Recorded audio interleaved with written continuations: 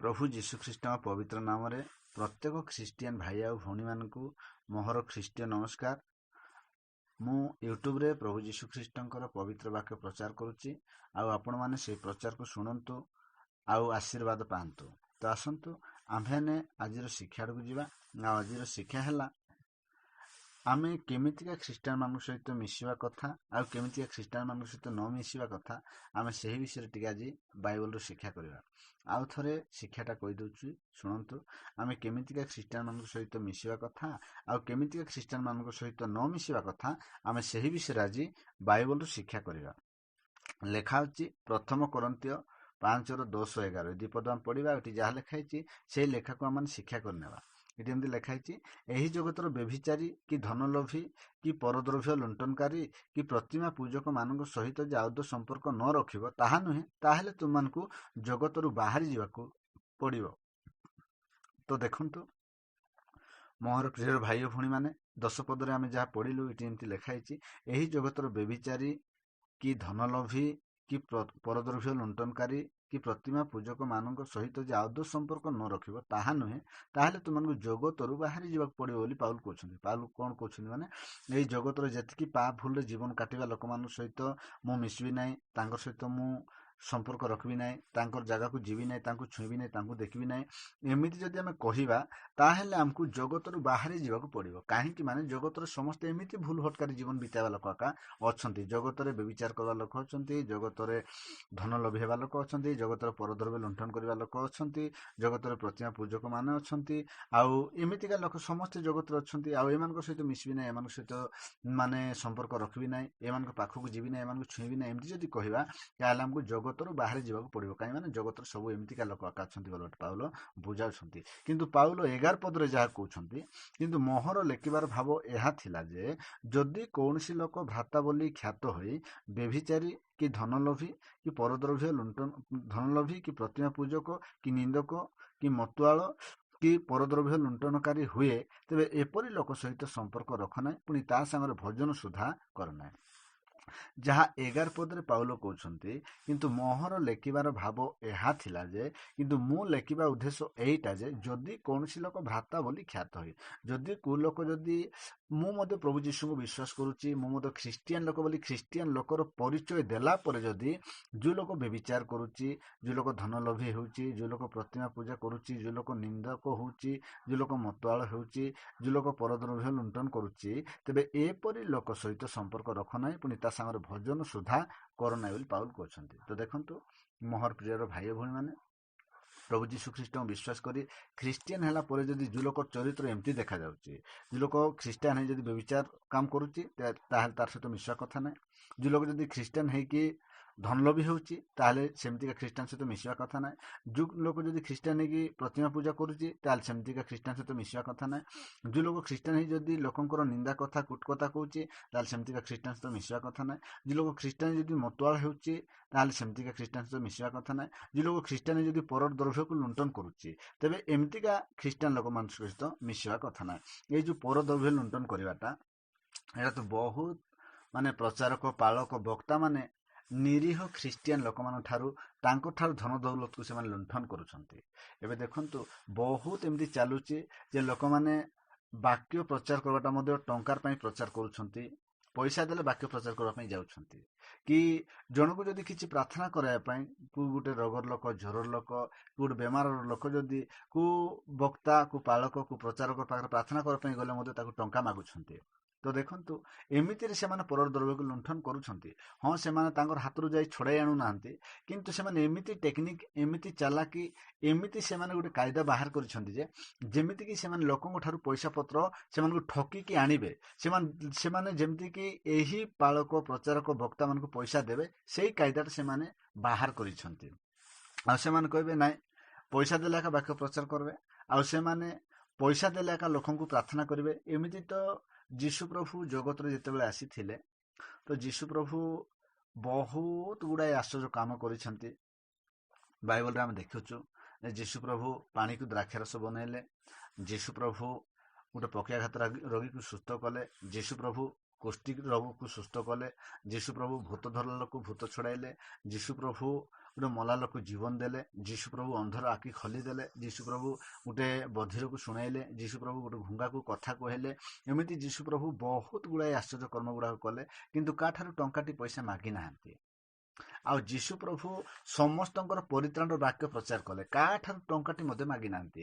ଆଉ ଠିକ୍ ସେମିତି ଆଜ୍ଞା ଯୀଶୁ ପ୍ରଭୁ ଯେତେବେଳେ ତାଙ୍କର ଶିଷ୍ୟମାନଙ୍କୁ ମନୋନୀତ କଲେ, ଆଉ ସେ ଶିଷ୍ୟମାନଙ୍କୁ ମଧ୍ୟ ଯାହା ମାଥ୍ୟୁ ସୁସମାଚାର 10 ଅଧ୍ୟାୟରେ ଆମେ ଦେଖୁଛୁ 10-1 ଠାରୁ 8 ପଦ ପର୍ଯ୍ୟନ୍ତ ଯାହା ଲେଖା ହେଇଛି, ଶିଷ୍ୟମାନଙ୍କୁ ଯୀଶୁ ପ୍ରଭୁ ଯେତେବେଳେ ତାଙ୍କୁ ମନୋନୀତ କରିକି ତାଙ୍କୁ ବାକ୍ୟ ପ୍ରଚାର କରିବାକୁ ପଠେଇଲେ, ତମେ ଯାଅ ସ୍ୱର୍ଗ ରାଜ୍ୟ ସନ୍ନିକଟ ବୋଲି ତମେ ଲୋକମାନଙ୍କୁ ଘୋଷଣା କରି ଶୁଣାଅ, ତାପରେ ତମେ କୁଷ୍ଠୀମାନଙ୍କୁ ଶୁଚି କର, ରୋଗୀମାନଙ୍କୁ ସୁସ୍ଥ କର, ପୀଡ଼ିତମାନଙ୍କୁ ସୁସ୍ଥ କର, ଭୂତମାନଙ୍କୁ ଭୂତ ଛଡ଼ାଅ, ତୁମେ ବିନା ମୂଲ୍ୟରେ ପାଇଛ ବିନା ମୂଲ୍ୟରେ ଦାନ କର।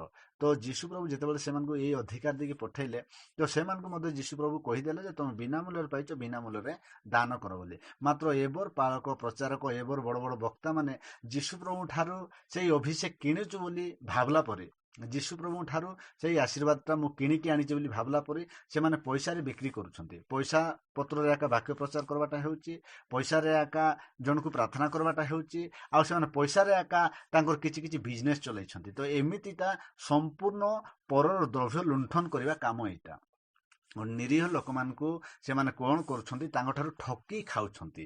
ସେମାନଙ୍କର ଧନ ଦୌଲତକୁ ଏହି ପାଳକ ପ୍ରଚାରକ ବକ୍ତାମାନେ ଲୁଣ୍ଠନ କରୁଛନ୍ତି। ଯିଏକି ପଇସା ପାଇଁ ବାକ୍ୟ ପ୍ରଚାର କରୁଛି, ଯିଏକି ପଇସା ଦେଲା ପରେ ଏକା ଜଣକୁ ପ୍ରାର୍ଥନା କରୁଛି, ମାନେ ସେମାନଙ୍କର କାମ କାର୍ଯ୍ୟ ହେଉଛି ଲୋକମାନଙ୍କ ଠାରୁ ଧନ ଦୌଲତ ଠକି ଖାଇବା ଲୋକମାନେ ସେଇଟା।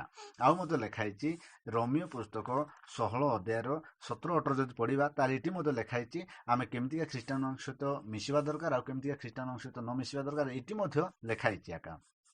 ଏଠି ଏମିତି ଲେଖା ହେଇଛି, ହେ ଭାଇମାନେ, ତୁମ୍ଭେମାନେ ଯେଉଁ ଶିକ୍ଷା ପାଇଅଛ ସେଥିର ବିପରୀତ ଯେଉଁମାନେ ଦଳଭେଦ ବିଘ୍ନ କାରଣ ଘଟାନ୍ତି, ସେମାନଙ୍କୁ ଚିହ୍ନି ରଖି ସେମାନଙ୍କ ଠାରୁ ପୃଥକ ରହିବା ପାଇଁ ମୁଁ ତୁମମାନଙ୍କୁ ଅନୁରୋଧ କରୁଛି। ତ ଦେଖନ୍ତୁ ମୋର ପ୍ରିୟ ଭାଇ ଓ ଭଉଣୀମାନେ, ଏଠି ମଧ୍ୟ ପ୍ରଭୁଙ୍କର ପ୍ରିୟ ଶିଷ୍ୟ ପାଉଲ କହୁଛନ୍ତି, କ'ଣ କହୁଛନ୍ତି ବୋଲେ, ହେ ଭାଇମାନେ ତୁମେମାନେ ଯେଉଁ ଶିକ୍ଷା ପାଇଛ, ତୁମେ ଯେଉଁ ଶିକ୍ଷାଟା ପାଇଛ ପ୍ରଭୁଙ୍କ ଠାରୁ, ଆମର ଠାରୁ ପାଇଛ, ସେଥିର ବିପରୀତ ଯେଉଁମାନେ ଦଳଭେଦ ବିଘ୍ନର କାରଣ ଘଟାନ୍ତି। ସେଥିର ଯଦି ଉଲ୍ଟା ଶିକ୍ଷା ଯଦି ଯିଏ ତୁମକୁ ଦେଉଛି, ସେ ଉଲ୍ଟା କାମ ଯଦି ବାକ୍ୟର ଅନୁସାରେ ଜୀବନ ନ ବିତାଇ ସେମାନେ ଯଦି ବାକ୍ୟର ବାହାରେ ଜୀବନ କାଟୁଛନ୍ତି, ତାହେଲେ ସେମିତିକା ଲୋକମାନଙ୍କୁ ଚିହ୍ନି ରଖି ସେମାନଙ୍କ ଠାରୁ ପୃଥକ ରହିବା ପାଇଁ ମୁଁ ତୁମକୁ ଅନୁରୋଧ କରୁଛି ବୋଲି କହୁଛନ୍ତି। ତ ଦେଖନ୍ତୁ ମୋର ପ୍ରିୟ ଭାଇ ଓ ଭଉଣୀମାନେ, ଆମେ ପ୍ରଭୁ ଯୀଶୁଙ୍କ ଠାରୁ, ପ୍ରଭୁ ଯୀଶୁଙ୍କର ପ୍ରିୟ ଶିଷ୍ୟମାନଙ୍କ ଠାରୁ ଯେଉଁ ଶିକ୍ଷାଟା ପାଇଛୁ, ସେଇ ଶିକ୍ଷାର ଅନୁସାରେ ଯଦି ଯେଉଁ ଲୋକ ଜୀବନ ନ କାଟି ଯଦି ଶିକ୍ଷାର ବାହାରେ ଯଦି ଜୀବନ କାଟୁଛି, ତାହେଲେ ସେମିତିକା ଲୋକମାନଙ୍କ ଠାରୁ ଅଲଗା ହେଇଯାଉ ବୋଲି ପାଉଲ ଏଠି ମଧ୍ୟ କହୁଛନ୍ତି।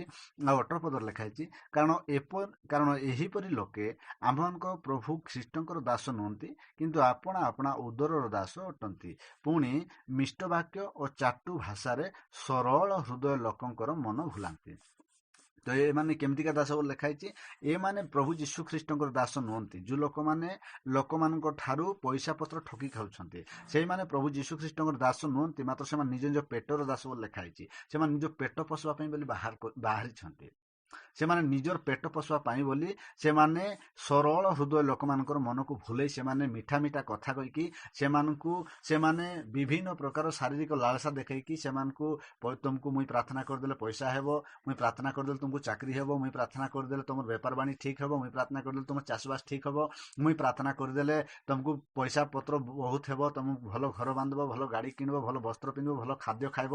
ଏମିତି ସବୁ ପ୍ରକାର ଶାରୀରିକ ଲାଳସା ଦେଖେଇକି ଯେଉଁ ଲୋକମାନେ ସେମାନଙ୍କୁ ମିଠା ମିଠା କଥା କହିକି ସେମାନଙ୍କର ଭଲ ଲୋକମାନଙ୍କର ମନକୁ ବୁଲଉଛନ୍ତି, ତ ସେମିତିକା ଲୋକମାନଙ୍କ ଠାରୁ ମଧ୍ୟ ପୃଥକ ରୁହ ବୋଲି ପାଉଲ କହୁଛନ୍ତି। ତ ଏଥିପାଇଁ ମୋର ପ୍ରିୟ ଭାଇ ଓ ଭଉଣୀମାନେ, ଆମେ କେମିତିକା ଖ୍ରୀଷ୍ଟିଆନମାନଙ୍କ ସହିତ ସମ୍ପର୍କ ରଖିବା କଥା, କେମିତିକା ଖ୍ରୀଷ୍ଟିଆନମାନଙ୍କ ସହିତ ସମ୍ପର୍କ ନ ରଖିବା ଦରକାର, ଆମେ ସେ ବିଷୟରେ ବାଇବଲରୁ ଶିକ୍ଷା କରୁଛୁ।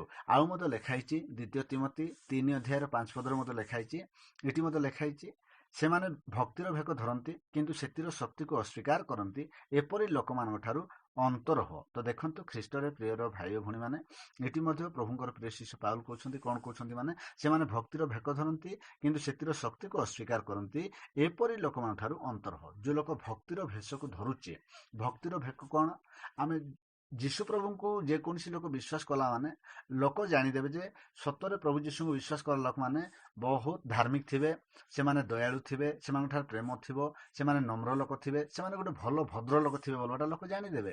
ସେଇଟା ହେଲା ଭକ୍ତିର ଭେକ ଧରିବାଟା। ଭକ୍ତିର ଭେକ ଧରିବାର ଅର୍ଥ ହେଲା ଆମେ ଯୀଶୁ ପ୍ରଭୁଙ୍କୁ ବିଶ୍ୱାସ କରିବାଟା ଆଗ ଭକ୍ତିର ଭେକକୁ ଧାରଣ କରୁଛୁ।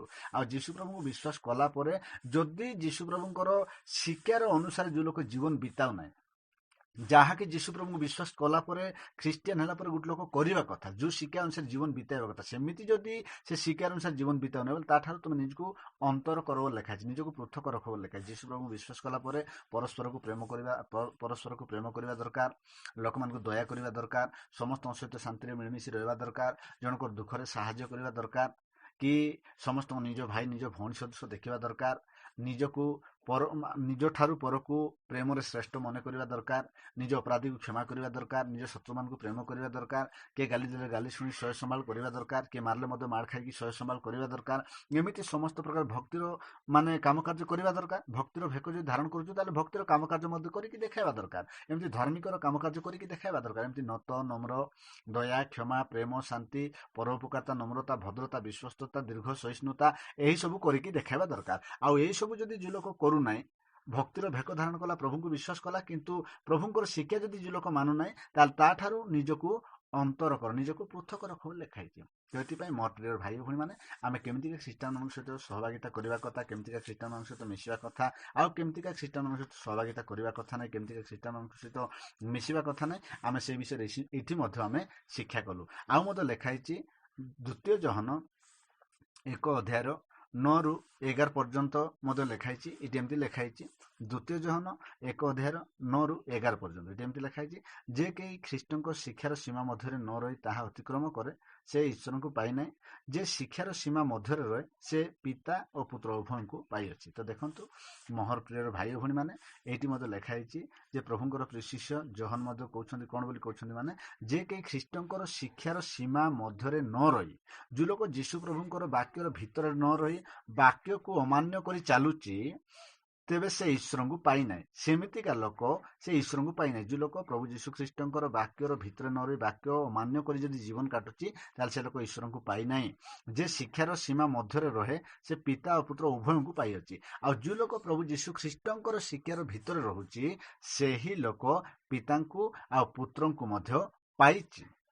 ଆଉ 10 ପଦରେ ଲେଖା ହେଇଛି, କେହି ଯଦି ଏହି ଶିକ୍ଷା ନ ଘିନି ତୁମମାନଙ୍କ ନିକଟକୁ ଆସେ, ଯେଉଁ ଲୋକ ଯଦି ପ୍ରଭୁ ଯୀଶୁ ଖ୍ରୀଷ୍ଟଙ୍କର ଶିକ୍ଷା ନ ଧରି, ପ୍ରଭୁ ଯୀଶୁ ଖ୍ରୀଷ୍ଟ ଆଉ ପ୍ରଭୁ ଯୀଶୁ ଖ୍ରୀଷ୍ଟଙ୍କର ପ୍ରିୟ ଶିଷ୍ୟମାନେ ପ୍ରଚାର କଲା ଶିକ୍ଷାକୁ ନ ଧରି ଯଦି ତୁମ ପାଖକୁ ଆସୁଛି, ତେବେ ତାହାକୁ ଗୃହରେ ଅତୀତ ନ କର ଓ ସମର୍ଥନା ଜଣାଅ ନାହିଁ। କାରଣ ଯେ କେହି ତାହାକୁ ସମର୍ଥନା ଜଣାଏ ସେ ତାହାର ଦୁଷ୍କର୍ମର ସହଭାଗୀ ହୁଏ। ତ ଦେଖନ୍ତୁ ମୋହର ପ୍ରିୟର ଭାଇ ଭଉଣୀମାନେ, ଯେଉଁ ଲୋକ ଯଦି ପ୍ରଭୁ ଯୀଶୁ ଖ୍ରୀଷ୍ଟଙ୍କର ଶିକ୍ଷାକୁ, ନୂତନ ନିୟମର ଶିକ୍ଷାକୁ ନ ଧରି ଯଦି ତୁମ ପାଖକୁ ଆସୁଛି, ତାହେଲେ ତାକୁ ତମେ ଘରରେ ଅତୀତ କର ନାହିଁ ଓ ତାକୁ ତମେ ସମର୍ଥନ ଜଣାଅ ନାହିଁ। କାରଣ ଯେ କେହି ତାହାକୁ ସମର୍ଥନ ଜଣାଏ ସେ ତାହାର ଦୁଷ୍କର୍ମର ସହଭାଗୀ ହୁଏ ବୋଲି ବାଇବଲରେ ଲେଖା ହେଇଛି। ତ ଏଥିପାଇଁ ମୋହର ପ୍ରିୟର ଭାଇ ଭଉଣୀମାନେ, ଆମେ ସମସ୍ତେ ଜାଣି ରଖିବା ଦରକାର, ଆମେ ସମସ୍ତେ ବୁଝି ରଖିବା ଦରକାର ଯେ ପ୍ରକୃତରେ ପ୍ରଭୁ ଯୀଶୁଖ୍ରୀଷ୍ଟଙ୍କର ଶିକ୍ଷାରେ ଏକା ପରିତ୍ରାଣ ଅଛି, ପ୍ରଭୁ ଯୀଶୁଖ୍ରୀଷ୍ଟଙ୍କ ଶିକ୍ଷାରେ ଏକା ଉଦ୍ଧାର ଅଛି, ନୂତନ ନିୟମର ଶିକ୍ଷାରେ ଏକା ଆମ ସମସ୍ତେ ଅନନ୍ତ ଜୀବନ ପାଇଁ ସ୍ୱର୍ଗକୁ ଯିବାଟା ଅଛି। ତ ଏଥିପାଇଁ ଏହି ଶିକ୍ଷା ଯଦି ଧରି କେଉଁ ଲୋକ ତୁମଠାରେ ଆସୁନାହିଁ ବୋଲେ ସେମିତିକା ଲୋକଙ୍କୁ ତୁମେ ସମର୍ଥନ ଜଣାଅ ନାହିଁ, ସେମିତିକା ଲୋକଙ୍କୁ ତୁମେ ଘରରେ ଗ୍ରହଣ କର ନାହିଁ ବୋଲି ଲେଖା ହେଇଛି। ତ ଏଇଠି ମଧ୍ୟ ଆମେ ଦେଖିଲୁ ଯେ ପ୍ରକୃତରେ କେମିତିକା ଖ୍ରୀଷ୍ଟିଆନମାନଙ୍କ ସହିତ ମିଶିକି ଆମେ ସହଭାଗିତା କରିବା କଥା, କେମିତିକା ଖ୍ରୀଷ୍ଟିଆନମାନଙ୍କ ସହିତ ମିଶିକି ଆମେ ସମ୍ପର୍କ ରଖିବା କଥା, ଆଉ କେମିତିକା ଖ୍ରୀଷ୍ଟିଆନଙ୍କ ସହିତ ଆମେ ସମ୍ପର୍କ ନ ରଖିବା କଥା, ଏଠି ମଧ୍ୟ ଆମେ ଶିକ୍ଷା କରିପାରିଲୁ।